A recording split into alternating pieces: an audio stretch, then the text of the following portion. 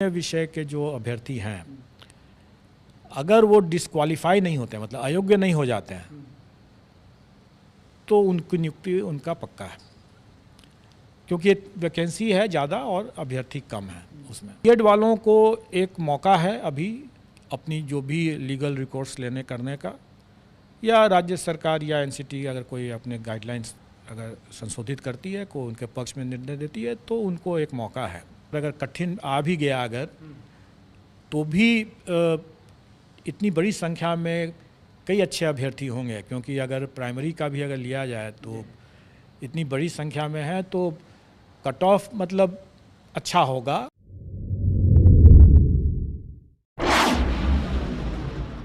बिहार में शिक्षक नियुक्ति को लेकर के विश्व की सबसे बड़ी परीक्षा हुई। जो इंतजामात किए गए थे उसकी सब जगह सराहना की गई। खुद अभ्यर्थियों ने भी माना कि बीपीएससी ने बेहतर काम किया है। हमारे साथ खुद बीपीएससी के चेयरमैन हैं अतुल प्रसाद जी, उनसे जान लेते हैं। सर, सबसे पहले तो बधाई हो। और ये अभ्यर्थी बधाई दे रहे थे, इसलिए मैं कह रहा हूँ कि अभ्यर्थियों ने खुद कहा कि बीपीएससी ने बेहतरीन एग्जाम लिया। बहुत बहुत धन्यवाद सबका। सब लोगों ने सहयोग से और शांतिपूर्ण तरीके से परीक्षा दिया, इसके लिए वो भी बधाई के पात्र हैं। हम लोगों का आयोग में हमेशा से यह प्रयास रहा है कि हम कदाचार मुक्त परीक्षा कराएं, और आप लोगों ने देखा होगा कि 67th की पुनर्परीक्षा से ले करके अभी तक जितनी परीक्षाएं हम लोगों ने लिया है, किसी में भी पेपर लीक या वायरल होने की कोई बात नहीं आई है। और अब ये बिंदु जो है आप इतिहास अब हो गया हमारे लिए। और आप ये भी देख रहे होंगे कि आज की जो चर्चाएं भी हो रही हैं वो वायरल या पेपर लीक के बिंदु पर नहीं हो रही है। अब परीक्षा की गुणवत्ता, प्रश्न पत्र की गुणवत्ता और इस तरह की चीज़ें की बातें हो रही हैं, जो कि अच्छी बात है। शैक्षणिक बिंदुओं पर अगर विचार विमर्श अगर होता है तो अच्छी बात है वो। सर, एक चीज़ जानना चाहेंगे कि जो आप लोगों ने जो कंट्रोल रूम बनाया था उसका कितना फ़ायदा मिला, और आपने एक पॉलिसी भी की थी कि नहीं, जो क्वेश्चन पेपर होंगे वो अभ्यर्थियों के बीच जाएंगे, खुलेंगे और बीपीएससी का अपना सील होगा उस पर। देखिए, हम हमेशा से इस बात को हम समझते हैं और हम मानते हैं कि हमें ऐसे कदाचार करने वालों से 2 कदम आगे रहने की आवश्यकता है। जो कमियां थी सिस्टम की 67th में जो हम लोगों ने देखा, जो वायरल हो गया, उन कमियों को हम लोगों ने चरणबद्ध तरीके से दूर किया। और उसमें से ये भी एक प्रयास था कि हम लोगों ने पहले स्टार्ट किया कि अभ्यर्थियों के समक्ष ही उसको अनसील किया जाएगा। लेकिन हम वहीं तक हम लोग संतुष्ट नहीं हुए, क्योंकि हमारा मानना है कि अगर हम उनसे 2 कदम आगे नहीं रहेंगे तो कदाचार करने वाले सेंध मार देंगे। इसलिए आवश्यक था कि हमें अपनी व्यवस्था में हमेशा लगातार परिवर्तन करते रहना, उसमें सुधार करते रहना। और उसी की कड़ी में इस बार हम लोगों ने यह भी किया कि जो रिटर्न सील जो होगा वो सील हमारा होगा। अभी तक हम लोगों ने पिछले बार में ये किया था कि जो रिटर्न सील होगा, मतलब रिटर्न बक्सा जब आएगा तो उसमें बक्से को जो सील किया जाएगा वो सेंटर सुपरिटेंडेंट का सील होगा। लेकिन इस बार हम लोगों ने उसको ही बदल करके कर दिया कि नहीं, सेंटर सुपरिटेंडेंट का वो सील नहीं होगा, वो सील हम देंगे। और फिर वो हम सीमित संख्या में देंगे ताकि सेंटर सुपरिटेंडेंट उसको लगा दे और फिर तब हमारे पास है, ताकि वो सेंटर सुपरिटेंडेंट के स्तर से या मतलब सेंटर के स्तर से कोई उस सील के साथ परिवर्तन कर दे, अभ्यर्थियों के समक्ष सील करने के बाद, अभ्यर्थियों के जाने के बाद उसको फिर से खोल करके फिर से सील कर दे। इस संभावना से इनकार नहीं किया जा सकता था, और इसी को देखते हुए ऐसा किया गया कि अब हमारा सीमित संख्या में सील जाएगा और उसी को लगा करके उनको वापस भेजना है। इसलिए अब इसकी भी गुंजाइश नहीं रह गई कि सील तोड़ करके फिर से सील करना संभव अब नहीं है। सर, अब तो इंतज़ार सबको रिजल्ट का है, और जो जानकारी मिल रही है रिकॉर्ड समय में रिजल्ट भी आना है। बिल्कुल, हमारा प्रयास ये है ही कि हम रिज़ल्ट दें। और जैसा मैं मानता हूँ कि 9वीं 10वीं और 10वीं 11वीं 12वीं इनका तो हम रिज़ल्ट जल्दी दे देंगे, पहले दे देंगे और जल्दी दे देंगे। जहाँ तक प्राथमिक कक्षों का बारा है, उसके अध्यापक का मामला है, उसमें एक समस्या ज़रूर है, जो कि आप सब लोग अवगत हैं इस बात से कि बीएड वर्सेस बीटीसी की जो बातें चल रही हैं, इसमें जब तक वो कन्फ्यूज़न दूर नहीं हो जाता है कि बीएड का क्या करना है, तब तक स्वाभाविक है कि हम बीएड का रिज़ल्ट नहीं दे सकेंगे। लेकिन जो कॉमन मेरिट लिस्ट में जो डिप्लोमाधारी जो आ जाएंगे उनका तो निश्चित रूप से हम रिज़ल्ट निकाल देंगे। बीएड वालों को एक मौका है अभी अपनी जो भी लीगल रिकॉर्ड्स लेने करने का, या राज्य सरकार या एनसीटी अगर कोई अपने गाइडलाइंस अगर संशोधित करती है, को उनके पक्ष में निर्णय देती है, तो उनको एक मौका है।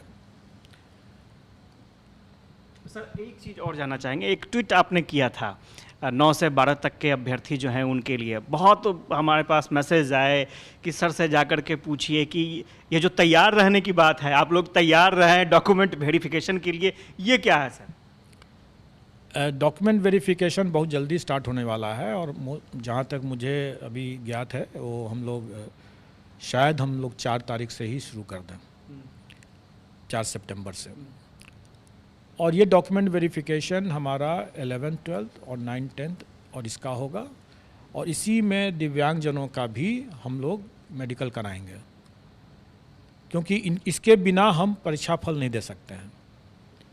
और स्वाभाविक है कि इसमें चूँकि ये ST वाले हैं इसमें, इसलिए सबके सब मैं समझता हूँ कि इसमें बिहार के ही निवासी होना चाहिए, और इसमें हम लोग उनको अपने गृह जिला में ही ये डॉक्यूमेंट वेरिफिकेशन की व्यवस्था करेंगे, ताकि उनको ज़्यादा इधर उधर भटकना न पड़े। लेकिन एक सीमित समय देंगे हम उन्हें, और उसी सीमित समय के अंदर में उनको डॉक्यूमेंट वेरीफाई कराना है और अपना जो मेडिकल कराना है जो दिव्यांगजन हैं। और अगर उसमें कोई मेडिकल में अगर उनको रेफ़र किया जाता है IGIMS में या किसी और हॉस्पिटल में, तो वहाँ उनको जा कर के इसको करवाना होगा, ताकि हम समय पर रहते हुए, मतलब मेरा मानना है कि 15 सितंबर तक अगर सब कुछ अपनी योजना के हिसाब से चलेगा अगर, तो 15 सितंबर तक इन लोगों का मैं परीक्षा फल देने की स्थिति में रहूँगा। और जहाँ तक प्राथमिक की बात है, वो मैंने पहले ही बताया कि उनका डॉक्यूमेंट वेरिफिकेशन भी हम लोग स्टार्ट कर देंगे, और लेकिन उसमें थोड़ा टाइम लगेगा। तब तक प्राथमिक के अलावे जितने लोग हैं उन लोग हम लोग कर चुके रहेंगे। तो प्राथमिक वाले में थोड़ा सा विलम्ब है, और विलम्ब का कारण एक तो यह है कि उनकी संख्या बहुत ज़्यादा है और उसमें हमें कई तरह की चेकिंग करनी है। और दूसरा जो बीएड वर्सेस बीटीसी का भी एक मुद्दा है। इसलिए इन सब को ध्यान में रखते हुए मेरा मानना है कि उनका डॉक्यूमेंट वेरिफिकेशन में थोड़ा टाइम लगा। मैंने अपने पिछले प्रेस कॉन्फ्रेंस में ये कहा भी था कि 20 से 25 के बीच के आसपास में मेरा मानना हो सकता है, उससे पहले भी हम लोग स्टार्ट कर सकें, लेकिन लगभग वही समय रहेगा। सर कट ऑफ को लेकर के काफ़ी जिज्ञासा है अभ्यर्थियों में, उसके बारे में क्या कहेंगे?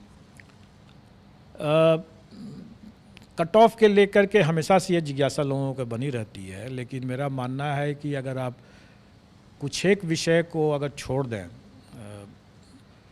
मैंने तो जो देखा है उसके हिसाब से 9th 10th में सिर्फ 4 विषय, और हायर सेकेंडरी में मतलब 11th 12th में सिर्फ 3 विषय को अगर छोड़ दें, मतलब कि 7 विषय को अगर छोड़ दें, तो बाकी किसी भी विषय में कट ऑफ के लिए चर्चा करना, विमर्श करना या उसके लिए परेशान होने की कोई ज़रूरत नहीं है। कोई ज़रूरत इसलिए नहीं है कि उसमें मैंने अपने ट्वीट के माध्यम से भी लोगों को एक तरह संकेत देने का कोशिश किया है। लोग उसका सही से नहीं समझ सके, तो फिर मैंने आज हिंदी में भी उसको स्पष्ट कर दिया है कि जो लोग इन 7 विषयों को छोड़ करके अन्य विषय के जो अभ्यर्थी हैं, अगर वो डिस्क्वालीफाई नहीं होते, मतलब अयोग्य नहीं हो जाते हैं, तो उनकी नियुक्ति उनका पक्का है, क्योंकि वैकेंसी है ज़्यादा और अभ्यर्थी कम है उसमें। लेकिन यही स्थिति बाकी में नहीं है।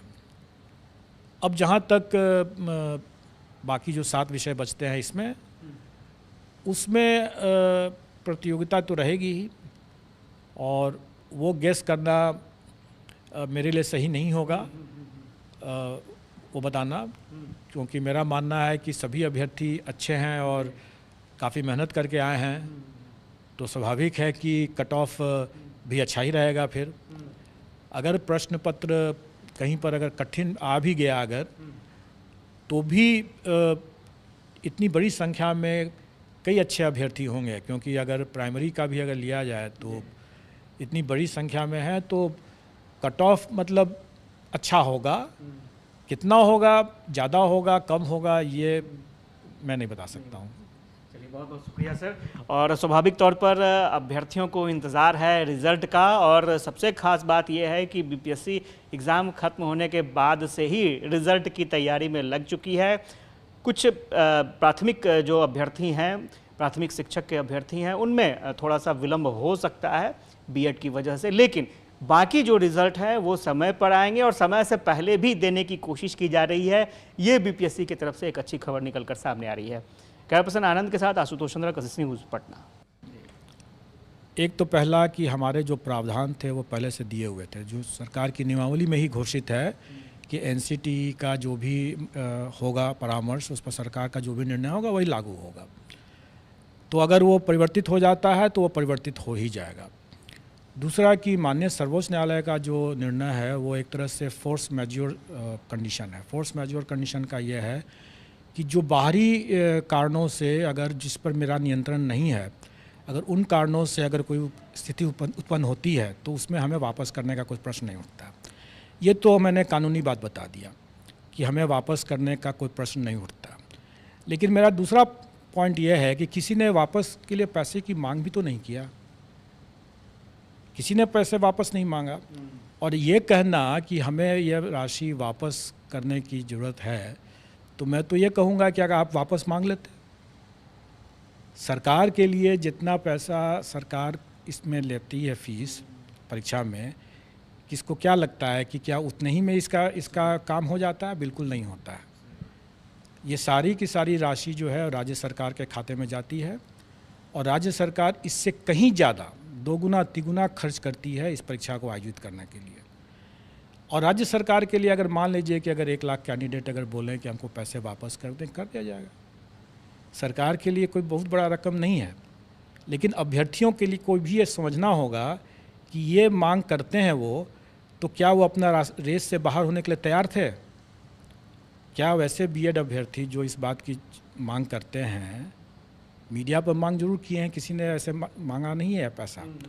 लेकिन अगर आप वो खुद भी सोचें, और मैं समझता हूँ कि उन्होंने खुद सोच ही लिया था और इसीलिए उन्होंने लिखित में मांग नहीं किया था कि अगर हम इस रेस से बाहर हो जाते हैं तो उनका सभी रास्ता बंद हो जाता है। फिर ऐसे तो रेस में है तो शायद कुछ संभावनाएं हैं।